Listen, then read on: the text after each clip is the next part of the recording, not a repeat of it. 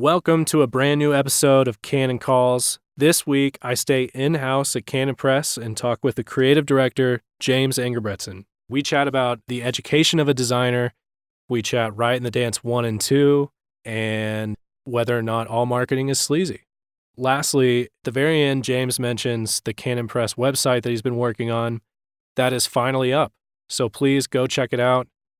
Take a look at canonpress.com. All new visuals. The checkout process should be much easier. And enjoy.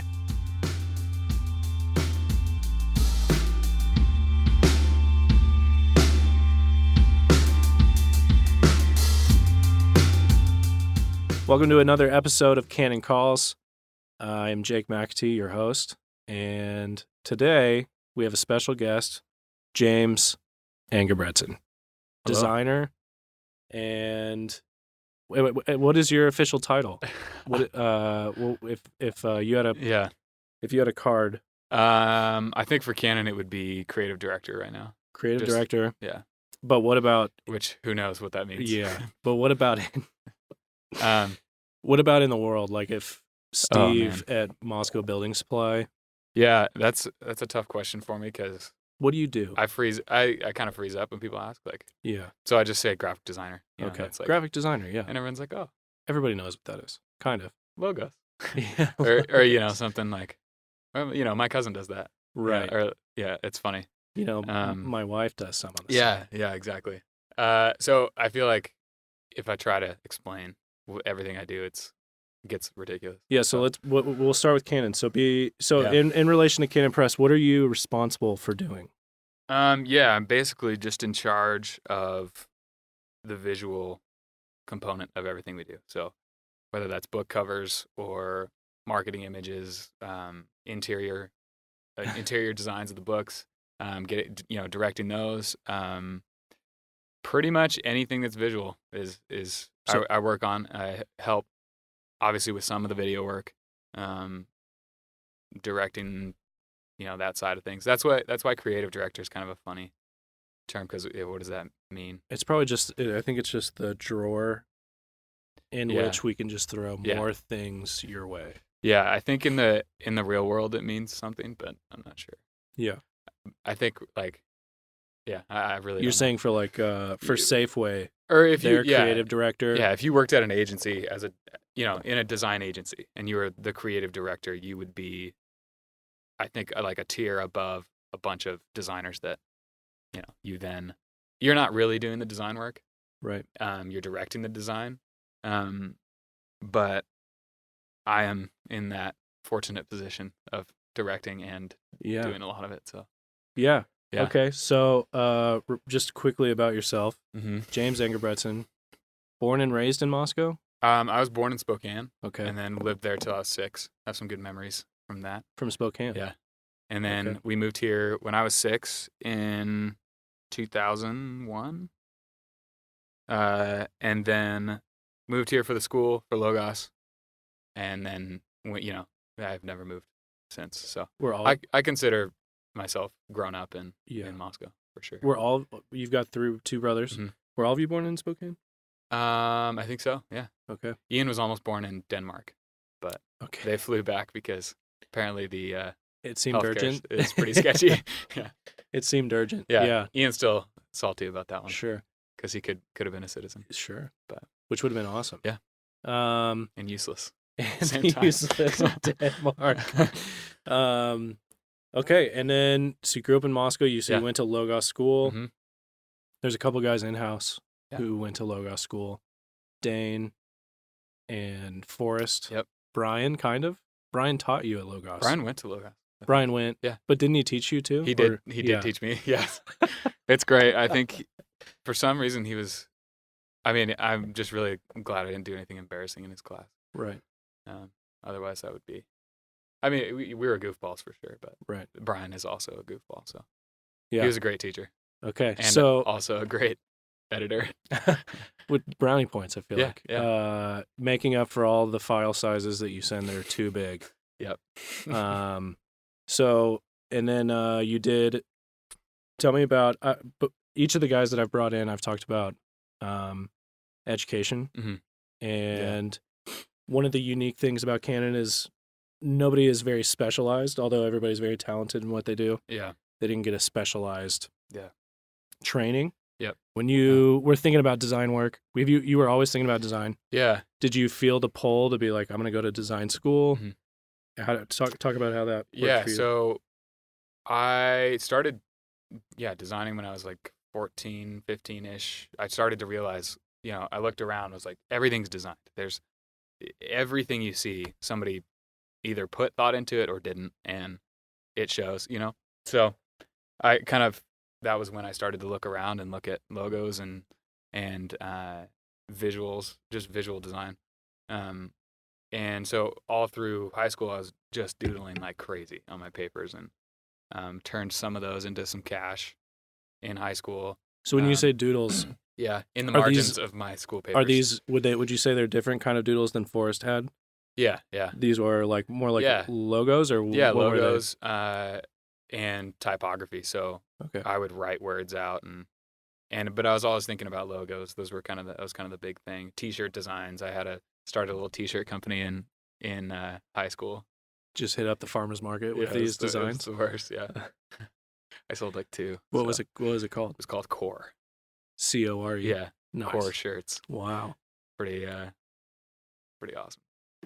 I might be able to find some images online of it. What was the brand flavor like? Whatever, my doodles. Your doodles, but I mean, like, what would it was I be? Like kind of punk. Like, Christian kid. There it is. Punk. Yeah. Like Reliant. Edgy K. streetwear. Yeah. Yeah. Streetwear. What would I be drinking? I think I had one T-shirt that said safety third. Oh, instead of safety first, being. Look at that, dude. Being all cool. Yeah. What would I be drinking? A Mountain Dew? When I wore your T-shirts, or what would I be drinking? Maybe, a probably. Monster. Maybe, yeah. Or a Red Bull for like a more. Maybe a Red Bull, yeah. I think a Red Bull is more my brand. More tasteful. The outdoor. Yeah. Oh, that's right. Yeah. Well, a Monster is too. Yeah. Yeah. Coming into my senior year of high school, I was like, I'm just gonna go chase this at the U of I, do the design program. And then I had this, you have this sinking feeling like, okay, that's probably, I don't know if I could have articulated this at the time, but it was like, yeah, that's probably not enough. And so I had probably not enough. As in like you're education wise, like okay. And so I had a plan to go into the business program too. Okay. Either do a 5-year or figure it out. I didn't really have a plan. And so that I think validated. I just knew that to be a designer, you have to understand business, and you have to do that well. Unless if you want to make more than like $35K, yeah, or whatever I remember looking at the averages, the average income for a designer didn't, it bummed you out. Yeah. And that's those numbers are really skewed and weird. But so going into senior year, I was thinking that, but then so all through high school, actually, I mean, this is what's great about Logos, but just like specifically my junior and senior year, I fell in love with poetry and with writing and creative output. It was Becker Merkel's class kind of that really sealed the deal. I think Nate actually came in and talked to us at one point.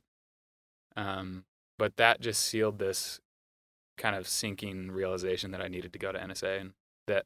So that was already something you thought. Yeah, it was, but it was dark, dude. I pushed it back. Just a dark hound. Yeah. I just pushed it down. I was like, I did not want to go to NSA. Yeah. Of all, Is that the vibe? Place. Is that generally the vibe when, as you grow up through Logos? Yeah. You're seniors, and you're like, man. It was for me. A failure would be a New St. Andrews. Yeah. It was for me, and I think it is. Yeah. Among the cool cats, the kids that think they're cool and think that they're, that think they know. Yeah. Anything is like bigger and braver sites like St. John's. Maybe. I don't know. For at least for me. I don't know what it is for other kids. I'm sure some other kids are like, no, I don't want to do NSA. I want to be a doctor or whatever. which they should go to NSA either way. But for me, it was like, I just don't want to be like that. Like, there were, at least at the time, there were certain guys that I had seen from NSA that I just did not want to be like. Got it. I didn't want to wear the skinny jeans. I didn't want to wear the, be like smoking my pipe with a big book downtown. Like, I just saw there were some things where like a lot of that kind of intellectual approach was just to be seen as, reading big books and to be seen as intellectual, and I just hated that, and whether or not that was sure actually there and an actual problem with NSA, that's what I thought, and I think it was a big pride issue, and like, no, I'm cooler than that. Yeah, so I'm gonna go ski and learn design. Yeah, that's another thing too. Is it wasn't just you had these big University of Idaho dreams. Yeah, you had extreme sports kind of in the background. Mm-hmm. That, I mean, at least I was chasing it as far as it would go. Skiing, just skiing. Yeah, okay. Skiing, and just whether it was being a ski bum or whatever, I just wanted to be outside and going crazy, jumping off stuff. I remember when I first got here, it was like maybe my first week. It was probably my first week because Canon Press does Humble Burger lunch every Friday, and basically it's like we all give our orders. I mean, it's lunch. So basically everybody congregates in the back in the kitchen, and we eat lunch. And I'm obviously new, so some of the guys feel like maybe we should talk to this person. Yeah, I remember this. So I'm talking to Forrest, James, and James's brother Alec, and I think it may have been you. Forrest asked if you went surfing. Yeah. I remember he asked if you'd been surfing. Yeah, Forrest had skateboarded into the garage, and I was working in the warehouse, so I was like, I stopped as he like went by, and I remember thinking, oh, okay, so these are gonna be these are work friends. Yeah, we will never hang out on the weekends because you had just gone surfing in the river. Yeah. And then Alec was asking Forrest if he'd ever done a backflip off of such and so. Yeah. Classic. I was like, oh, man. Classic. Yeah. If we ever hang out, I'll be holding the keys and the wallets, is what I told you guys. Yeah. And pretty funny. Anyway. I think, so, I mean, we could talk about that. But I think the NSA thread is like, or, the education thread is, so, okay, these seeds were planted at Logos that I didn't want to be them to be there. Yep. But I really did understand that I needed, if I was going to be creative, I needed something bigger, and so I needed to learn how to be creative, and to learn how to write first of all. Whether that was poetry or just creative writing or whatever, I knew I needed that deep down, and so I think I met with Ben Merkel one time during the summer, and then I met with Doug again. In the in-between time, and neither of those quite, I don't know what it was that didn't seal the deal for me, but all through the summer after I graduated high school, I was working, like 12, 14-hour days mowing lawns and painting houses and just going hard, and it was getting to like the midpoint of the summer where it's like you just got to push through, finish the summer out, where keep working hard, and I was really working on being grateful for the work that I had. And I remember just my neck was just hurting so bad painting the ceiling of this house. So you're painting indoors. Yeah, painting indoors, at least for this particular project. And I was like, for some reason, just a desk job sounded great. I don't know. I just wanted to design. Yeah. And do that. And then my phone rings, and it's a number I didn't know. And I was like, gosh, should I pick that up? I usually don't pick them up, but I picked this one up, and it's like, hey, it's Aaron Wrench. And I was like, did it sound like a kick drum speaking through like two different walls? Yep. Yeah. It sounded like the bass notes on my phone were just exploding. Humming. Yeah. But so I kind of knew who he was. I really didn't know. And he's like, hey, would you want to come in and talk? Thinking about a summer job here at Canon. And I knew what Canon was for sure.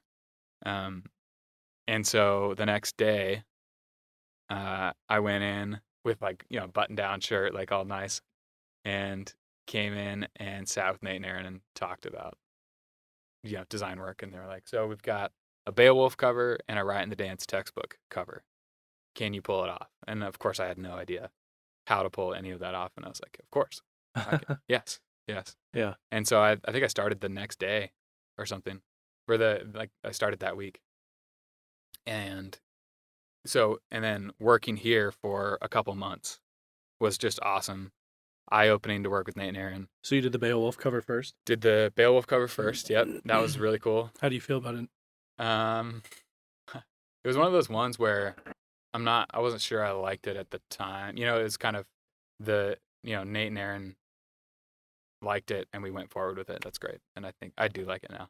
Forrest did a great job with the illustration, of course, but kind of saved my behind on that. Which is great. That's the best part about working with Forrest is he can just do anything. So if I have some struggles, I'll just get Forrest to let's draw something. that's it about Forrest. So yeah. Okay, cutting off the Forrest compliments. Okay, and then a couple months in, so right before school was about to start, I was signed up for You're U of I. still going to U of I. Yeah, I had the ID card and everything. I still have it on my desk. And I think it was like either the week before NSA started, I get pulled into Nate and Aaron's office, or the conference room there, and I get the talk. Like I get strung up pretty good, and they're the general gist was like, look, what do you want to do with your career? Do you want to be designing, like clicking the mouse all day, like for the rest of your life? And being naive, I was like, yeah, I just want to be a craftsman, do the thing. And they were like, no, you don't.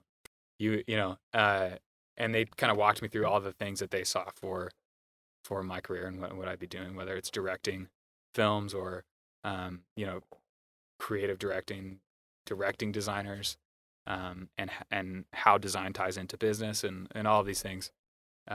They walked me through that, kind of showed me the vision of what NSA would do, which is not give me a specific education that would pigeonhole me into what the design industry was 10 years ago. Because that's able to translate, unable to like transcend into you can't think outside the box after that. Yeah. Like you're just indoctrinated, whether you want to or not. You're,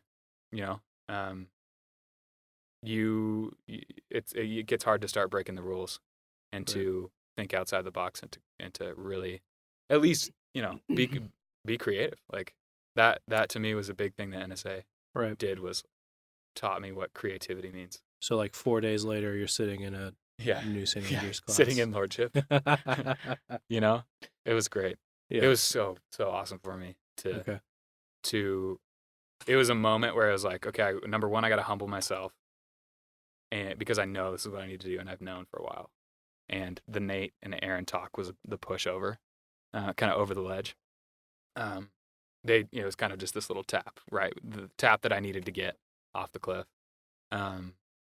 But it was awesome. Just humbling to be where I never thought I would ever go at NSA. And to be seen walking around downtown with robes, with like a robe. Yeah. And all my, all the U of I friends or whatever, my secular friends would just be like, dude, what are you doing? Yeah. and then I got to walk through that, which was really good for me. You're on the ski slopes with your robe. Yeah. So 4 years NSA, it was great. And you worked Canon the whole time? Mm-hmm. Worked the graveyard shift a lot of the time. Yeah. So even just over the 4 years, how has your position changed or grown or morphed? You said early on you knocked out. I didn't know the Riot in the Dance textbook was all that far back. Yeah. Okay. That was, I think, the second cover that came out, and we were kind of working on Beowulf and Riot simultaneously. Okay. My job, at least here, hasn't changed much. It's just more and more responsibility. Okay. Same covers. I'm just now calling the shots, and I've kind of grown into being able to have to go, okay, this cover, not that cover, because this cover does what we want it to do, right? And this one doesn't, or and then so that's really the big thing is I don't have Nate and Aaron now going, I like this one, do that. Yep. It's like, yeah, that has to be me now. Okay. Which in a way is like, it's tough to have the creative confidence to go, this is the one, and this is the direction we chase, rather than just leaving it up to somebody else and designing a bunch of comps and then shooting them off to hope one gets picked. Right. So that's, as far as the normal day to day, it's pretty similar, actually. So even in terms of more responsibility would look like riding the dance too. Yeah, actually, that's a big one. So I think like 2 years into NSA, maybe a year in. No, either 2 or 3 years in. I think I was a junior or a senior.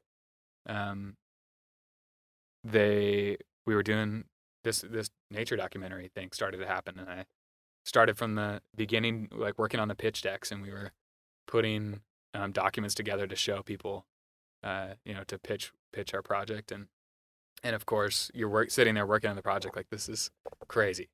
Yeah, this is never going to happen, and then it would be nuts if this happened, and then pretty soon we're on the plane to Sri Lanka, or it was really awesome experience to be able to work on Riot 1 while going to school.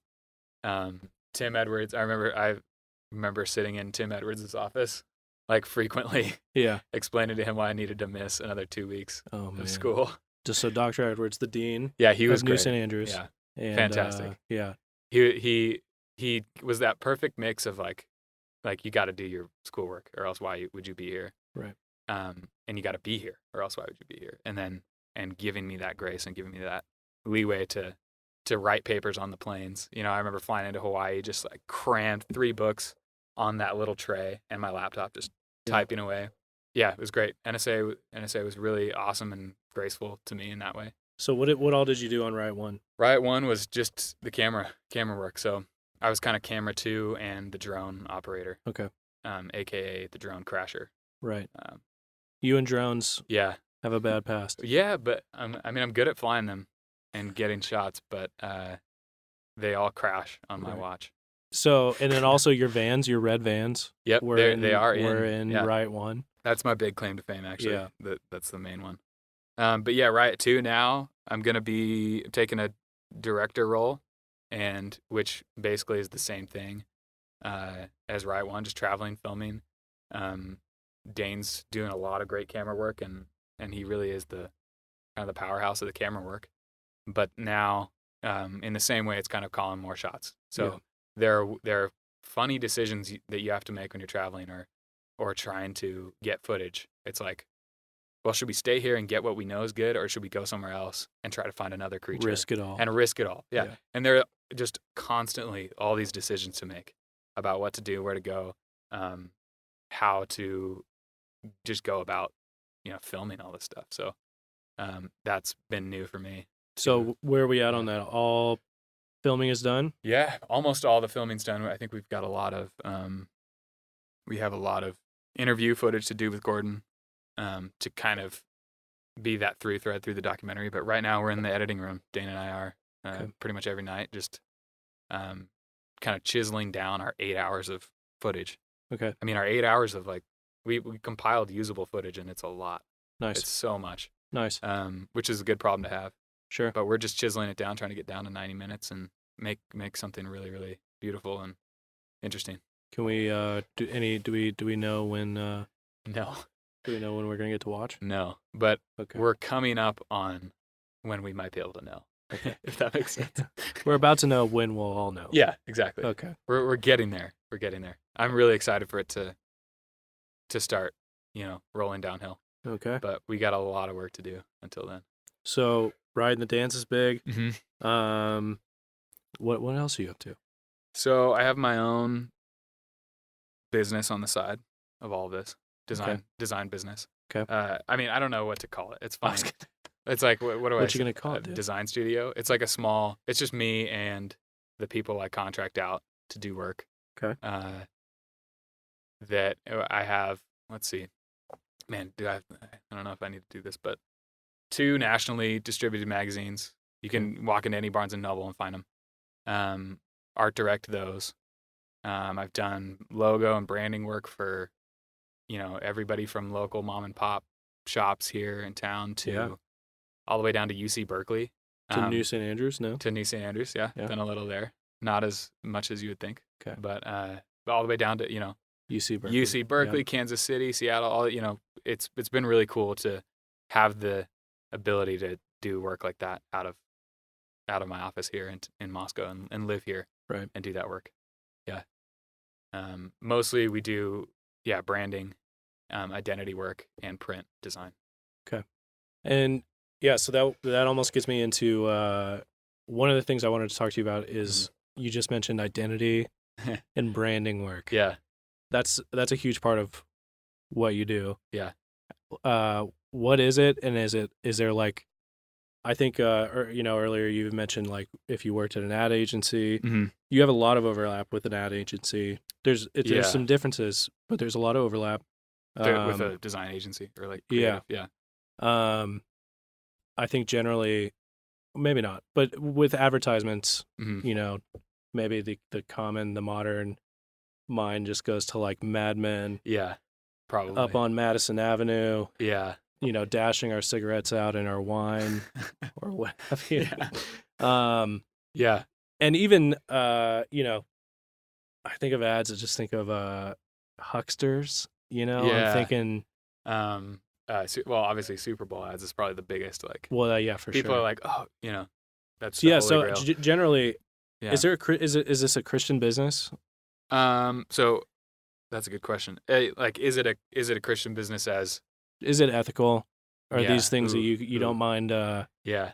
You can take communion, feel fine, and you can go back to every work week. The next day. I can, which is great. Now I have to explain that. So I would say what I do is a lot of, it's different from advertising in that I help companies find, number one, find who they are.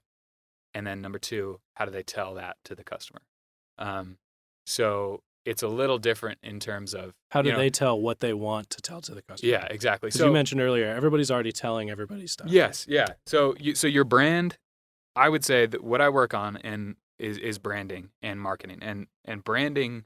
Your brand is not what you think it is; it's what other people think it is. Which could be wildly different scenarios. Oh, absolutely. Yeah. And that's I think that's a quote from Marty Neumeier. Okay. Your brand is not what you think it is; it's what other people think it is. So I like to kind of describe it in terms of just your personal self. Like we know, I don't want to get into personal brand thing. That's kind of a trendy, weird topic. But just in terms of the way you dress, the way you act in front of people, the way you hold yourself in certain types of situations, that's all part of your brand. Your brand is not just the clothes you wear. The brand is the clothes you wear combined with how you treat people, how you talk, and just there are so many aspects to your a personal brand, and a company's brand. So what we try to do is work with companies to align the visuals, the clothes they wear, the clothes that a brand puts on, how they look, how they talk, how they interact, how easy it is to use their website, all these things. And we try to build something that communicates what they want to be communicating. So these are already brands, these are already businesses or what have you. And they think this is important enough that they would hire somebody like yourself to be like, we need to get back on the right track. Yep. Either get back on the right track or start on the right track. So a lot of times, that I'm working right now with a coffee company that is just starting out, and and they need that voice defined. They need not only their logo and the visual aspect of all of their communication, but their packaging and what it looks like on the shelf, and how does that make a customer feel, and is that consistent with what they want their brand to be, with what they think they are. Got it. So it's just aligning the customer's vision with the company's vision. Yeah, because you got to think, as human beings, we are not the best at seeing ourselves objectively. Yeah, it's so funny. And so it seems like the little bit that I've gotten to know, and companies have the same issue. Yeah, and even harder because you're just this massive thing. And who knows what what the customer service lady's, is she being rude to your customer? Right. And then you got to solve that problem while also, you know, speaking to new customers Right. in the right way so that they understand what, Right. it's a complex thing. And that's what I love doing is helping people with that. A lot of what I do is the visual aspect. So it's, but I can't do the visual aspect apart from understanding. And you just mean everything that that a customer would see. Customer touch points. So Yep. what are the things where your customers are interacting with you and your brand? So whether that's Instagram, Facebook, the grocery store, the racks at the grocery store, Yep. Your website, your emails, the whole thing needs to be visually tied together so just to build trust and to build that true understanding of what your company is. Yeah. That so makes it's sense. way less about I do feel like the trajectory of advertising and marketing, that's really changed a bunch over the last 100 years. Yep. Where advertising seemed way more about getting it, like purchasing up limited space. Mm-hmm. Yeah. So there's 4 TV channels. Gotta get them. How, what are we doing to get in front of all those eyes on those 4 TV channels? Or there's like this many billboards. Yeah. This many major magazines. Yeah. In terms of Canon Press, we think way less. I mean, there's still opportunities maybe that come up that we're like, we want to get our stuff in front of whatever. But I think, me and you that make up the marketing team here, we think way less in terms of limited ad space that needs to be bought up. Yep. And I think obviously the ad industry is changing big time and has been since the internet, of course. Right. But it's turning into it's to the point now where it's kind of a common knowledge that content is king, or that this is how it's done. The paradigm has shifted from getting just images in front of your face to how do we provide value and actually kind of cut through all of that. Right. And the internet has given us a really cool way to do that. Right. Because before it was, a brand or a company that provided value to people for free, and made a customer feel like they really value that company. It's a lot of face-to-face interaction. You like, why would you use one plumber versus another? It's like, because when that guy comes over, you feel comfortable and he treats you well and, et cetera, maybe sends you a Christmas card in the mail, whatever. And so all of this, it's just this exchange of goods, exchange of services that, you don't pay for. You pay for the thing. So for us, for Canon, it's like figuring out, okay, how do we just constantly give that out and be a good personality, a good brand to connect with, and build a relationship with people. I think you're right in terms of it's always marketing as in distinct from advertising has always been there. And I'm thinking marketing in terms of, you mentioned you're serving the customer. Yeah.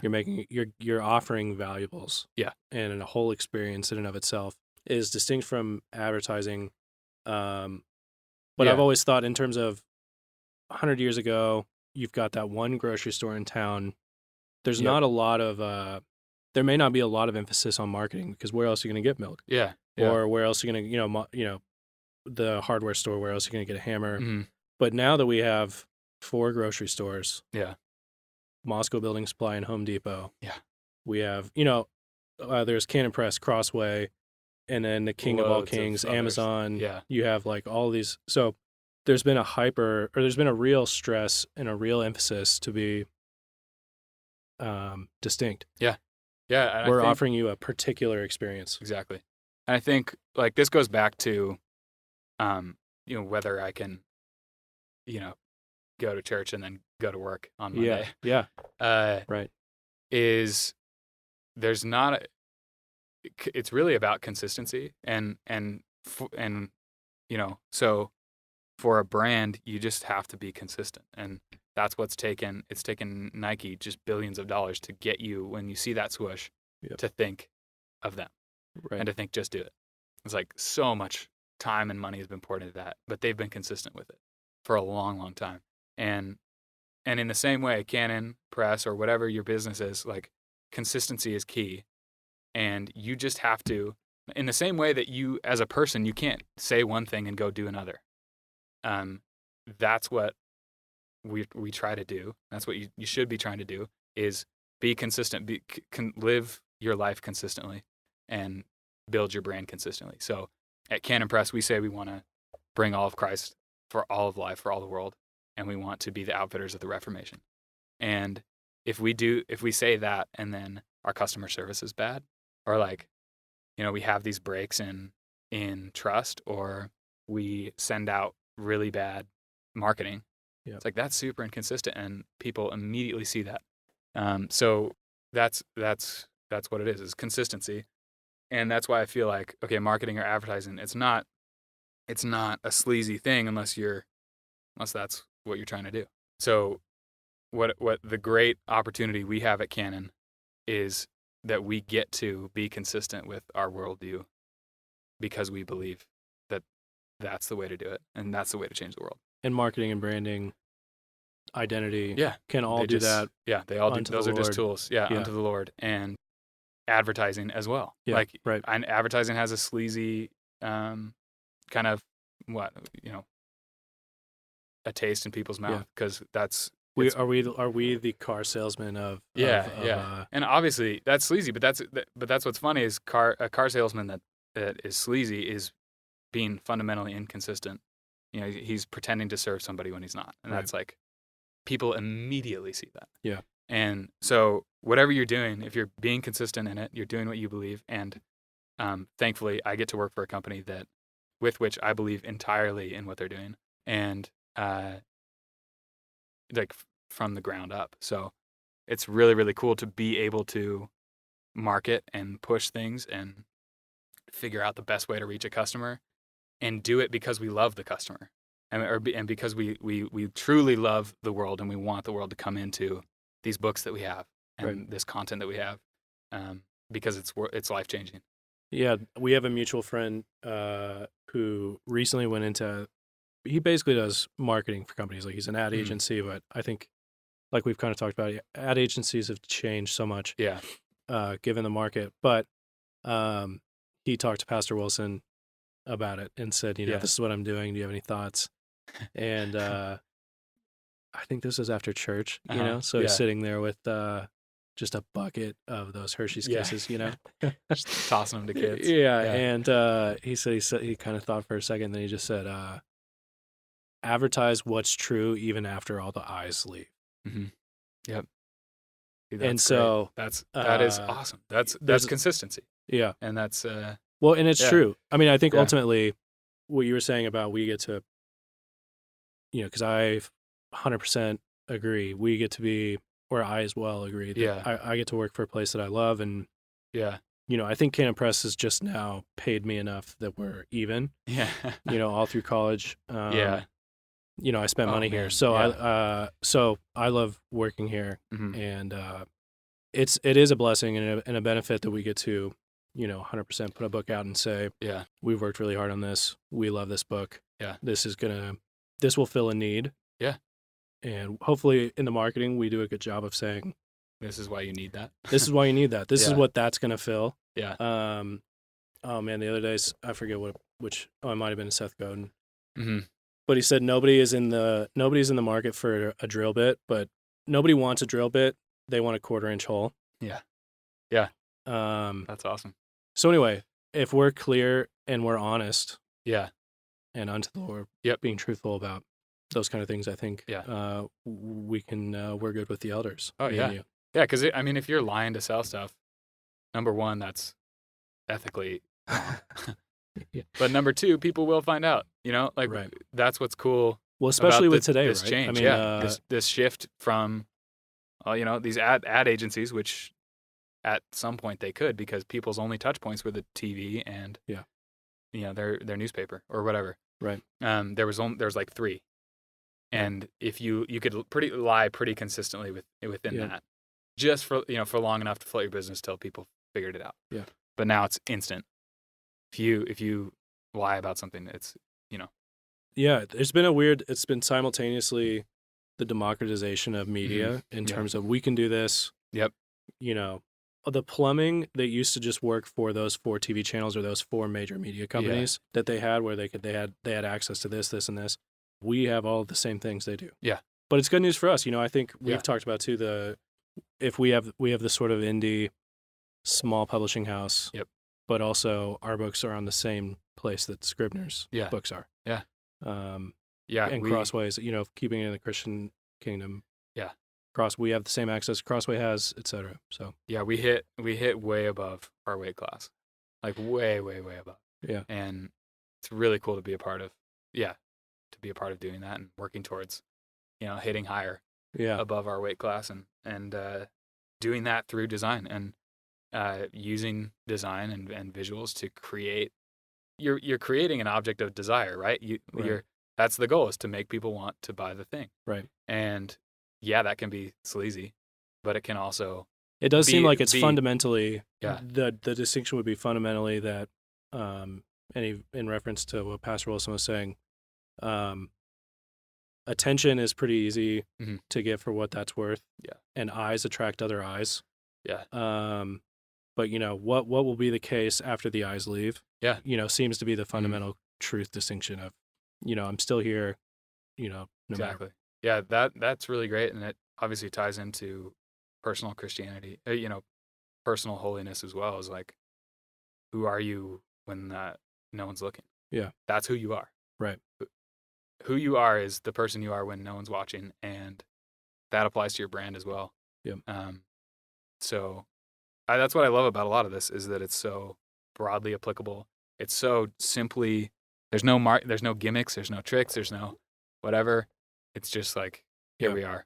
We're being consistent, and we're trying to live that, and making business decisions and design decisions based off of that. Right. Mm-hmm. Not very many people that I've noticed, and especially in reference to the friend that just started their business, and you've experienced this, where people are willing to pay a lot to make sure that they have a consistent message all the way around. Yeah. Because, you know, I guess that it's just rare that it happens. You know, it is rare. And but what's cool is we've seen people do it. We've seen Apple do it. We've seen Nike do it. We've seen. It seems like we know the ones who have successfully done it. Yeah, and a lot of people, and I'm sure most people don't know, you know, why they trust those brands or why, you know, it is that why X, Y, Z. But it's like because they've been speaking consistently for so long. Yeah, and it does seem like marketing serves to, where ad agency was just like, I'm going to get your attention for this one thing, and after the purchase, there's not much of a relationship after that. Yeah. And it does seem like we're in the business of like, we're after loyalties. Yeah. Building relationships, building, and a distinct enough brand where you're like, no, I just love that taste of beer. Yeah. You know, where it's just like, no, you know, I've been so affected by this brand that getting anywhere near another brand is just like, Yeah. No, I think, you know, looking back at least on my, you know, why I got into all of this, it kind of makes sense because one, I'm very easily susceptible to that kind of brand loyalty, or like, you know, I loved Adidas as a kid, and I couldn't tell you why. But is that a bad thing? No, I don't know. I still don't wear a lot of Nike. Sure. Like and that's what's funny is like it impacts you personally way more than you think. You know, why do you pick up that brand of whatever on the shelf versus that one? It's like, you know, a lot of people rationalize why. They say, oh, because this XYZ has better ingredients or whatever. And it's like, no, it's just because packaging's better or or whatever. It made an emotional impact with you on some level and continued to do that consistently, that you go straight to that brand no matter what. And isn't it the case, you know, there's not a Super Bowl party that goes by, you know, that we're not all talking about how much they spent on what. Countless Super Bowl parties where there's some guy at the thing that's just like, it just doesn't work on me. You know, that stuff doesn't work on me. It's just like, you know, dude, you have no idea. It does. Yeah. And so that's what I like. I mean, I'm just constantly trying to open my eyes to that fact and why we make decisions. It's insanely irrational And we don't, we rationalize things after the fact, whether it's it's a purchase or whatever. You make a purchase for this emotional reason, and you make the purchase probably in the first split second, half of a second that you interact with that thing.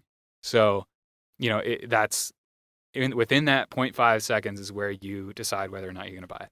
And then the rest of that is rationalization. And that's what I try to work on. That's what I try to help people do is how do we align that with truth and with what you want your brand to be. And even on the loyalty thing, it's like, there's never been that I can remember a time that I've lived here that you've been like, hey, man, meet me at Moscow Ale House. Yeah. Yeah. Yeah. Not even for a second. No. And I've gone there. But right. Yeah. I've been one time. Yeah. But in terms of it's just always going to be if I get a text from you. Yeah. Or vice versa, it's going to be like, do you want to meet at Tapped? Yeah, totally. But and it's as I think about it, it's a rotating beer list. So there's it's not necessarily that I could say like, oh, there's X beer there that I have to get every time. Yeah. There's not really any other thing other than it's just like, well, we go to Tapped.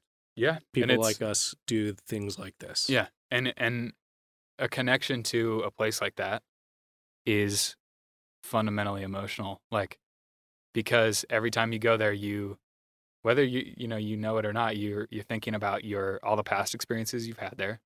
You're connecting it with the environment, the way the light is, the way it sounds, the way the tables feel, the way the way the chairs feel, just the tactile, the menus, just every aspect of how Tapped speaks to you, so aligns, and it brings up memories and whether good or bad, right? But with all of this, you to bring it into Canon, you're paid to make this the case at Canon as well. Yeah, working on it. So like, give us some examples of like when you,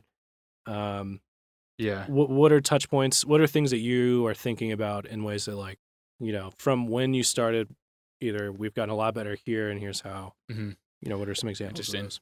I think I might have to break that into two. I think what we do now with covers, especially, I think covers are that's a big part of what you do. It's really, and it's easy to talk about and easy to understand versus like, okay, what's our web presence or what's, right. What's our checkout process on our, website. Right. But with a book cover, we work hard to right out of the gate set who needs this book that either doesn't know they want it or doesn't want it. Who needs this book?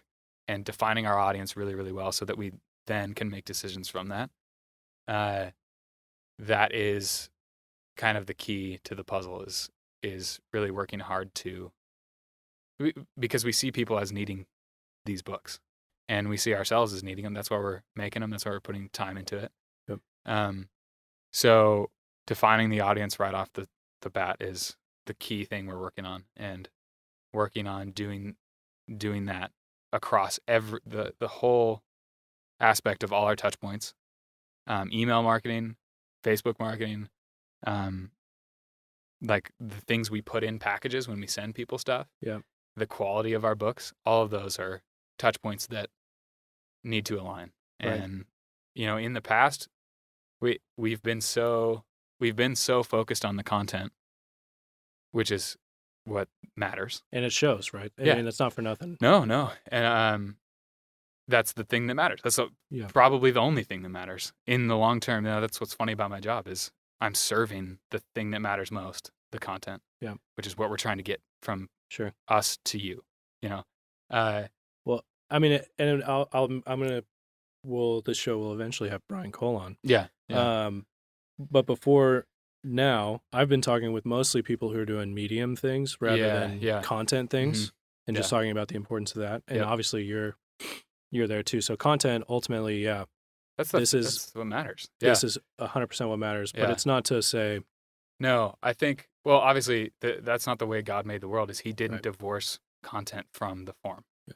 And so we in everything we do are trying to do that in the way that God does, in the way he does it in the world, and his special revelation, his word, and his natural revelation.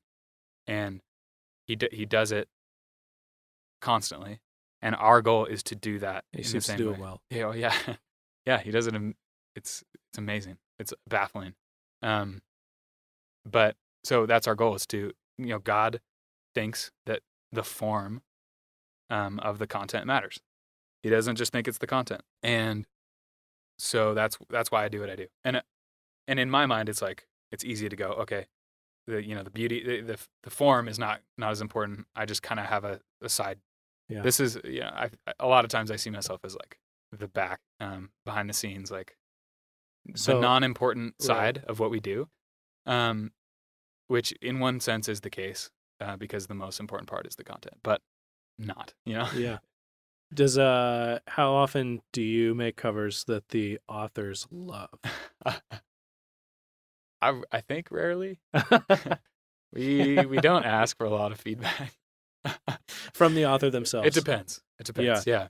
So sometimes we really, really work hard to make the author happy, and like, because that will in the end serve the customer more, serve somebody reading the book more. It's good to have them on board. Yeah, it really is. But it's not the final. No, it's not the final arbiter. No, it's not. A lot of times the authors are too close to it. Yeah. I feel like if I wrote a book, I wouldn't. Well, no, but this is that thing though, right? Where people pay you lots of money to come in, get some perspective on what they have here, and that's a valuable thing. Absolutely, that ties into the design degree. I'm supposed to be an outside.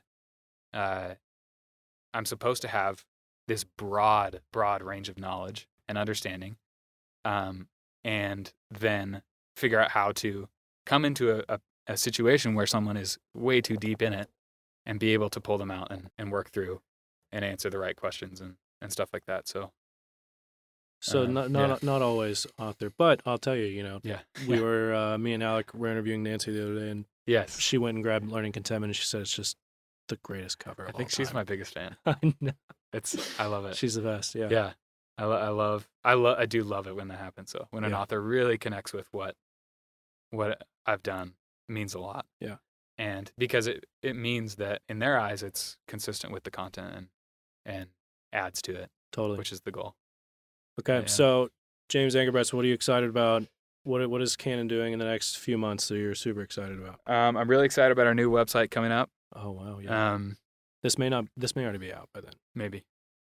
The website that's out. Either way. Yeah. It's either up or coming up. Yeah. I'm excited.